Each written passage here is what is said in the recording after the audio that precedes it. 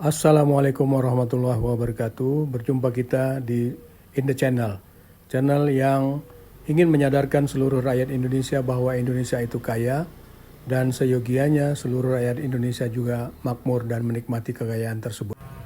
Kali ini In The Channel berkunjung ke sebuah titik di kota Cimahi, persisnya RW 02, Kelurahan Cimahi, Kecamatan Cimahi Tengah, Kota Cimahi, Provinsi Jawa Barat.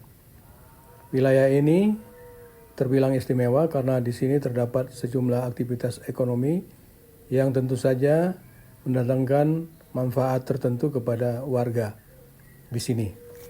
Salah satunya adalah pabrik atau produksi tempe yang sudah berlangsung sejak tahun 1961.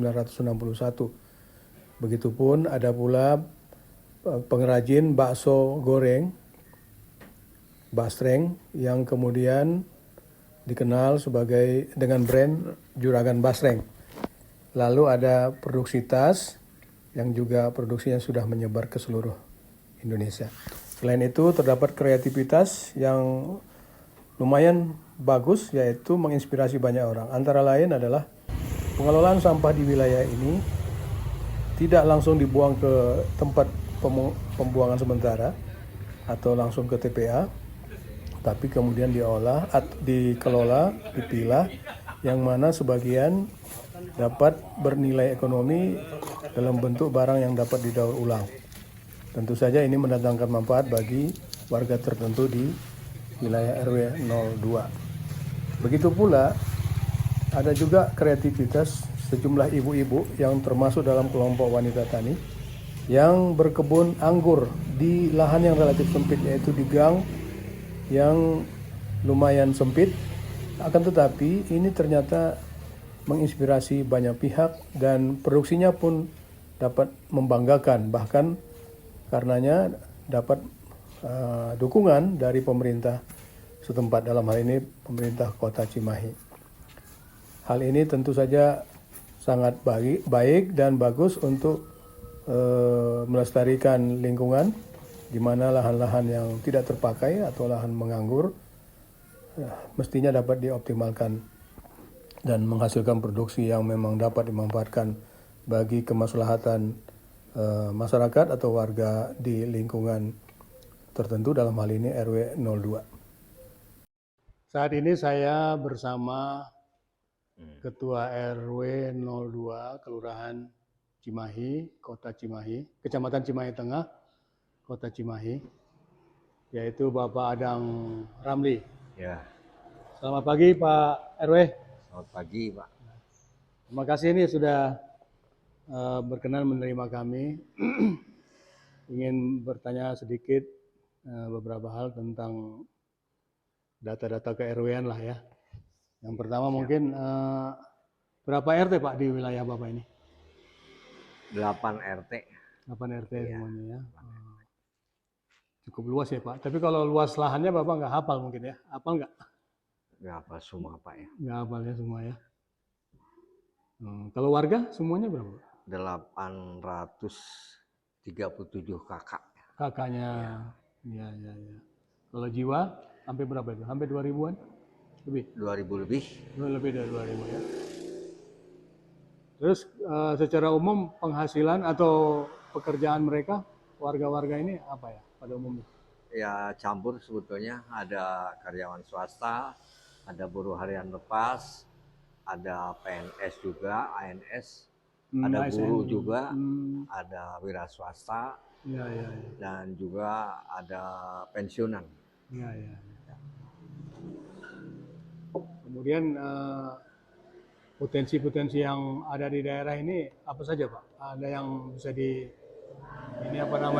diandalkan untuk terutama kaitannya dengan perekonomian, produksi misalnya. Kan kalau ada produksi biasanya kan bisa menampung tenaga kerja gitu. Kalau produksi sih besar-besaran nggak ada ya. Kalau yang dinamakannya pengrajin itu ya ada. Ya, pengrajin itu di RW 2 tuh ada di RT 4 dan RT 7 serta RT 8 ya. Yang terutama kan pengrajin tempe dari dulu ya. Dari tahun 60-an. Ditambah lagi ada pengrajin basreng, Dan juga ini sebagai pangannya itu adalah pengrajin tas ya.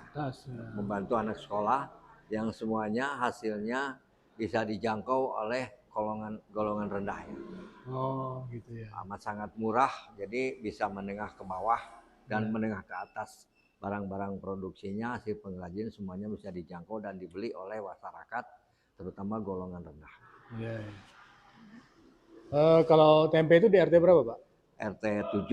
RT 7. Itu dari tahun 60 ya. Oh, sudah ada ya? Ya. Kemudian kalau yang basrengnya? Basrengnya dari tahun 2008 kalau tidak di salah. RT? RT 8. Oh, sama di RT 8 ya. Itu RT 7 tempe. Oh, yang sebelahnya RT 7, yang ini RT 8. Ya. Oh, sebelahan ya. Kalau tas itu di RT? Itu di RT 4. RT 4. Iya, ya. Ngomong-ngomong, Pak RW udah berapa lama jadi ketua RW ini? Saya dari tahun 2006. Wih, lumayan, udah 19 tahun 2006. Ya. 19 tahun. Dan dari tiap kelurahan selalu jadi ketua forum RW. Oh, oke. Di kelurahan. Oh, di kelurahan Cimahi Tengahnya, di kelurahan Cimahinya selalu jadi ketua forum RW. Yang menangani cuma 10 RW, 50 RT. Oh, semuanya ya, 8 kelurahan. Iya, siap. Apa sih Pak, apa namanya itu? Enaknya jadi ketua RW itu apa enaknya, begitu juga tidak enaknya gitu? Enaknya untuk saya pribadi ya, saya bukan orang kaya, tapi untuk cari ibadah dan beramal, itulah kesukaannya. Jadi bukan dari harta, tapi dari beramal, cara membantu masyarakat. Baik yang menengah maupun yang ke atas maupun yang bawah terutama ya. Iya. Itu pekerjaan yang sosial, yang keseluruhannya tuh tidak ada gaji. Iya, nggak ada gaji yang kami signifikan lah ya. Itu daripada kita tidak bisa berbuat amal dengan harta dan sebagainya, kita berbuat sosial di bidang pemikiran atau cara membantu warga dari segi administrasi, kepengurusan KTP KK dan sebagainya. Iya. Terus nggak enaknya? Nggak enaknya?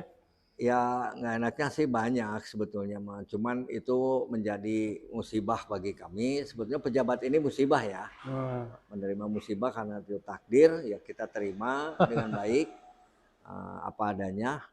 Kalau yang menjadi nggak enaknya bagi saya sebagai ketua RW sebetulnya nggak ada yang nggak enak ya. Alhamdulillah. Kita enak-enak aja, santai, mengenal semua warga. Ya, silaturahmi lancar ya. Iya. Kita dari dalam dan dari luar, karena yang dituju oleh seorang umat yang beragama adalah silaturahminya ya Pak. Betul. Silaturahminya. Itu yang paling disukai. Kita mengenal dengan warga semua dengan cara masing-masing, ada ciri khas masing-masing. Ya alhamdulillah, itulah sebuah ibadah bagi kami. Mudah-mudahan mendapatkan ya balasan. Kalau kita berbuat baik ya mendapat balasan yang baik dari Allah. Amin. Terus Bapak yakin bahwa Bapak mengetahui keadaan seluruhnya ya? Maksud saya artinya sejauh ini kalau dari segi keamanan aman-aman saja. Kemudian dari segi yang lain seperti misalnya kan kita tahu sekarang ini kan sedang banyak PHK di perusahaan-perusahaan nih, di pabrik. Apakah Bapak bisa dapat informasi seketika bahwa ada misalnya warga yang terkena PHK dan bagaimana mengatasinya gitu? Kalau yang kena PHK sampai saat ini ya belum ada, karena karyawan-karyawan dari perusahaan swasta tuh nggak banyak. Nggak banyak, kebetulan nggak banyak. Baik pengontrak maupun tamu, mau pengontrak maupun pribumi ya.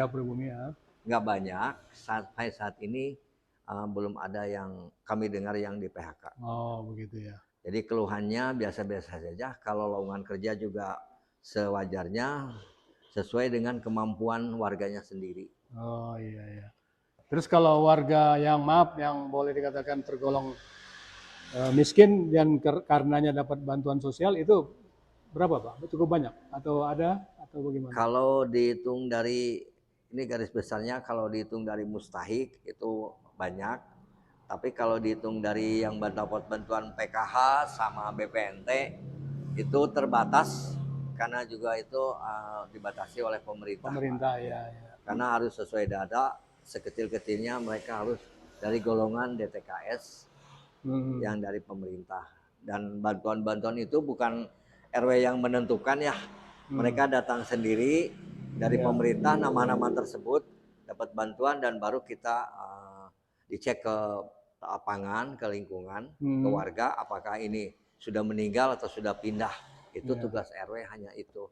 Jadi semua pendaftaran yang namanya PKH sama BPNT dan sebagainya itu bukan wewenang RW dan tidak ada istilahnya pendaftaran. Oh, itu pemerintah yang menetapkan ya? Iya. Pak RW hanya memberitahukan bahwa nama ini sudah pindah, bahwa nama ini sudah meninggal. Dan itu bisa digantikan, tapi tidak secepat itu. Iya. Tadi saya dengar Bapak mengatakan bahwa Bapak sebetulnya happy menjadi ketua RW. Artinya tidak ada beban yang memberatkan lah begitu ya. Tapi juga ada yang ingin saya tanyakan begini. Selama ini kan banyak orang yang menganggap bahwa pemerintahan itu strukturnya dari yang paling tinggi, presiden lah katakan begitu, sampai sering dikatakan sampai RT RW gitu. Nah, artinya selalu dalam bayangan masyarakat bahwa pemerintahan itu adalah dari yang paling tinggi sampai yang paling rendah di tingkat RT RW. Menurut Bapak memang RT RW itu pemerintah atau hanya mitra pemerintah? Bisa dikatakan mitra tapi sebuah lembaga ya. Sebuah lembaga kalau bentuk fisik itu sebuah jembatan Pak ya. Sebuah jembatan dari masyarakat untuk pemerintah. Dari pemerintah untuk masyarakat. Itulah RW untuk menyampaikan atau kepanjangan lidah atau kepanjangan tangan. Penyambung lidah bisa. Ya. Itu hanya menyampaikan saja tapi tidak boleh memerintah. RT itu RT sama RT tidak boleh memerintah. Hanya menghimbau, mengajak dan memberitahukan visi dan misi dari pemerintah. Jadi garis besarnya ada jembatan aja. Tapi kalau jembatan ini rusak, saya rasa kegiatan-kegiatan atau program-program pemerintah tidak akan nyampe ke masyarakat. Nggak nyampe ya Pak ya. Makanya RT dan RW itu sebetulnya kalau di kelurahan dan di tingkat kecamatan itulah lembaga tertinggi sebetulnya. Karena mereka ada lurah, ada camat, ada sab-sab kelurahan, ada PKK, ada Karang Taruna, ada MUI di sana. Keluarnya dari mana orang-orang itu tidak mungkin dilahirkan oleh Bu Lurah. Itu datang dari tiap RW. Iya, datang dari tiap RW. Makanya saya suka bilang RT dan RW itu adalah lembaga tertinggi di kelurahan dan di kecamatan. Sampai situ aja dulu saya sampaikan. Kalau kata pemerintah bahwa RT itu adalah ujung tombak. Kembali RW adalah ujung tombok gitu ya. Soalnya masalahnya kalau nggak ada RT kita nggak bisa kerja sendiri. Apalagi ini 8 RT. 8 RT ya. Yang namanya semua ada program dari pemerintah baik ini baik itu apa saja. Itu kami selalu menyampaikan kepada RT dulu sebelum turun ke masyarakat langsung. Ada RT di situnya. Saya tidak bisa melangkahi RT dan RT juga setelah dapat utusan dari warga atau pengaduan dari warga tidak bisa melangkahi RW langsung ke kelurahan. Seperti itu urutannya. Tapi kalau untuk perpindahan masyarakat gitu warga misalnya itu semuanya diketahui oleh RT RW ya? Kalau dulu diketahui Pak ya. Kalau saat ini zamannya online. Zamannya online tidak semua diketahui ya Pak. Untuk pindah dari Cimahi sampai keluar Cimahi terutama itu bisa memakai HP dari rumah. Andainya ada warga saya yang pindah ke Bogor, namanya ke Bogor, ke luar kota Cimahi, mereka bisa bikin surat pindah dari Bogor, dari luar kota Cimahi. Tanpa harus melalui Pak RT RW ya. Karena Disdukcapil sudah mengatakan semua yang berhubungan dengan Disdukcapil untuk warga kota Cimahi tidak perlu pengantar RT RW. Begitu ya sekarang. Yang dibutuhkan pengantar oleh warga dari RT RW seperti membuat surat nikah, membuat SKTM, membuat domisili, membuat surat keterangan usaha. Itu saja, yang lainnya tidak perlu. Gitu. Nah itu agak rawan juga ya Pak ya. Artinya tiba-tiba orang bisa pindah atau datang gitu kan ke tempat kita gitu. Itu menurut Bapak apa saran Bapak kepada pemerintah? Karena ini kan kebijakan pemerintah kelihatannya ya. Iya, memang secara dikerjakan oleh warga masyarakat itu gampang, mudah ya, ringan bagi mereka yang mempunyai HP ya. Oke. Bagi yang tidak, ya susah juga ya. Nah, Tapi oke. tidak seperti itu. Kelurahan juga masih melayani yang datang ke Ke kelurahan kelurahan. dengan membawa persyaratan Mhm. dan nanti jadinya itu semuanya muncul di HP. Oke. Untuk negatifnya, ya itulah saya menyarankan pemerintah mohon untuk segera membuat data masing-masing kepindahan. Seperti kalau dulu mereka membuat buku induk. Ya. Kalau sekarang saya juga mengharapkan semua RT RW buku induk itu. Ya. Buku induk itu jumlah kakak yang ada di lingkungannya masing-masing. Ya. Tapi sekarang pemerintah juga tidak mengeluarkan buku induk. Nah itu, jadi agak rawan juga gitu. Rawan. Kalau semuanya berjalan baik sih nggak ada masalah ya niat Ya. baik. Tapi kan kalau ada yang maaf nih yang ya kategori jahat lah gitu ya. Misalnya contohnya kan sering kita melihat berita nih tiba-tiba ada terjadi katanya katakanlah semacam teroris gitu ya, bom gitu. Yang pertama kali ditanya kan tetap aja RT RW kan begitu. Padahal Pak RT maupun Pak RW-nya nggak tahu sebetulnya siapa orang itu sebelumnya kan gitu. Jadi ini saya pikir ya Pak RT, Pak RW juga pasti setuju. Kelihatannya perlu ditinjau untuk kebijakan itu. Betul mungkin itu sedikit merepotkan, tapi pasti manfaatnya juga lebih baik, positif kan begitu. Bayangkan misalnya ada seorang mau pindah karena dia sibuk sekali pekerjaannya sehari-hari, lalu dia nggak sempat datang ke Pak RT, ke Pak RW untuk mengurus surat pindah. Kan sebetulnya bisa dipakai dengan cara lain, misalnya menggunakan orang lain, tenaga lain, keluarganya kah, maaf, misalnya pembantu rumah tangganya kah, misalnya. Yang penting kan Pak RT sama Pak RW tahu kalau itu adalah untuk beliau gitu kan. Lalu dengan surat itu nanti dia bisa pindah ke sana. Sebaliknya juga orang yang datang juga begitu, jangan sampai tiba-tiba Pak RT udah tahu, loh ini ada orang baru tapi nggak tahu ininya gitu kan. Gitu. Nah, itu saya pikir perlu ditinjau kelihatannya kebijakan itu ya Pak ya. Ya sebetulnya sih udah ada online-nya dengan judul Legenda Cita ya. Itu semuanya ada di situ. Tapi itu cuman berhubungan ke Disdukcapil aja. Disdukcapil saja. Itu sebetulnya suatu pekerjaan utama ya bagi RT RW. Betul. Karena di sini banyak rumah-rumah kontrakan, apalagi begitu ada ya. pendatang di ngontrak di situ, tahu-tahu itu buronan dan sebagainya, RT tidak tahu. Dia sudah tahu bahwa surat pindah, bikin KTP dan KK di sini, kebetulan warganya itu bandel lah, tidak lapor sama RT, sampai kapanpun RT tidak akan tahu. Betul. Karena semuanya bisa dibuat dengan online, sistem online, Legenda Cinta. Dengan Legenda Cita. Ada aplikasinya semua ya. Aplikasinya ada di situ, baik surat pindah, akte kelahiran, akte kematian, KTP dan kartu keluarga. Hanya mungkin KTP aja. Kalau yang rusak, kalau yang perbaikan itu nggak bisa dimasukkan di HP, harus diambil oleh orangnya sendiri. Tapi alhamdulillah sekarang dianterin kalau KTP sampai ke rumahnya oleh petugas yang bersangkutan ya. Itu terima kasih kalau itu. Cuman sayangnya memang surat pindah ini belum ada data masuk dari pemerintah. Dari tiap RW, kami juga berapa yang sudah pindah dan keluar dari Cimahi, sampai saat ini belum tahu ya. Kalau dulu mah ada Lampit. Iya Lampit dulu ya. Ada lahir, Lampit. Mati, pindah, datang ya. Itu juga laporan karena itu bisa didata oleh RT RT ya. Kalau sekarang ya kami tidak bisa mendata itu. Jadi dari penjelasan Pak RW yang kita dengar barusan, kita bolehlah menyimpulkan bahwa seluruh kebijakan pemerintah dari pusat rasa-rasanya tidak akan bisa jalan tanpa bantuan atau tanpa keberadaan ketua RT maupun ketua RW. Karena apa? Faktanya di lapangan semua itu harus dikerjakan secara fisik. Betul online itu memang pada umumnya membantu, memudahkan. Tapi di sisi lain juga ada sisi-sisi yang ya katakanlah kalau bukan negatif yang kurang menguntungkan lah paling tidak begitu. Nah, begitu juga dengan program-program pemerintah. Contohnya yang paling sederhana adalah bansos atau BLT misalnya. Kalau itu kemudian tidak disalurkan oleh RT RW, ya nggak nyampe, gitu kan? Atau yang lebih simpel dari itu adalah misalnya penagihan pajak pajak ya, pajak PBB gitu.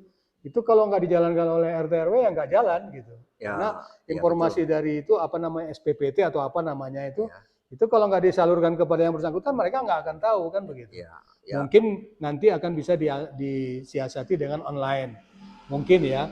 Tapi itu pun pada akhirnya tetap harus berkoordinasi dengan Pak RT dan Pak RW. Karena nanti dari kelurahan atau dari kecamatan akan menanya berapa realisasi PBB di RW ini kan begitu kan, di RT itu kan begitu. Begitu mungkin Pak RW ya. Ya, kalau untuk PBB ya, saat ini kami kan sudah mengadakan rapat sosialisasi dengan Dispemda ya beberapa Dispenda, kali. oke. Untuk PBB sekarang ini sistemnya online juga ya Pak ya. Online juga. Ya, memang kami sudah sebarkan ke masyarakat, tapi kan tidak semua punya HP. Itu juga Ibu-ibu kendala ini. ya, betul. Nah, saya sarankan ke pemerintah untuk PBB ini kalau bisa dikembalikan lagi pakai SPPT ya. Seperti dulu ya. Ya, karena apa? Sekarang aja pakai online, dulu pakai SPPT aja kan tidak bayar semua. Apalagi sekarang semua ya. kami ngeceknya juga susah. Oke. Dan ini kebetulan pakai online ini, dulu pakai SPPT juga harus dibenahi. Karena ada warga yang punya rumah dikontrakin sama orang lain, tapi nama wajib pajaknya nama pengontrak. Pengontrak. Nah, itu harus dibenahi. Sampai saat ini belum pernah dibenahi. Ya, baik. Ini saya mohon kepada pemerintah untuk SPPT pajak kembalilah kepada SPPT yang dulu. Karena dulu aja banyak yang nunggak, apalagi sekarang melalui online ya. Mereka malas untuk membayar. Kami sedikit membantu pemerintah agar APBN-nya bertambah. Gitu. Baik. Insya Allah biasanya juga saya mengadakan pembayaran pemungutan pajak bumi dan bangunan itu di kantor RW sendiri. Baik. Berjalan lancar dan menghasilkan pembayar yang ini semakin meningkat ya. Semakin meningkat. Baiklah, demikian tadi percakapan kami dengan Pak Adang Ramli, Ketua RW 02, Kelurahan Cimahi, Kecamatan Cimahi Tengah, Kota Cimahi, Jawa Barat. Mudah-mudahan memberikan pencerahan apa yang kami perbincangkan tadi, dan pesan-pesan yang ditujukan ke pemerintah kiranya atau saran kiranya juga dapat didengar, sehingga ke depan apapun yang disarankan itu menjadi kebaikan dan perbaikan dalam pelaksanaan berbagai hal yang memang harus dan akan sampai ke tingkat yang paling bawah, yaitu RT dan RW. Terima kasih Pak RW atas kesediaannya. Ya, sama-sama. Ada tambahan sedikit ya. Ya, RT dan RW ini memohon kepada saya untuk mewakili kepada Bapak Wali mungkin ya. Bapak Wali Kota, tolong janjinya ditepati, insentifnya. Kami tidak pernah mendengar bertahap gitu.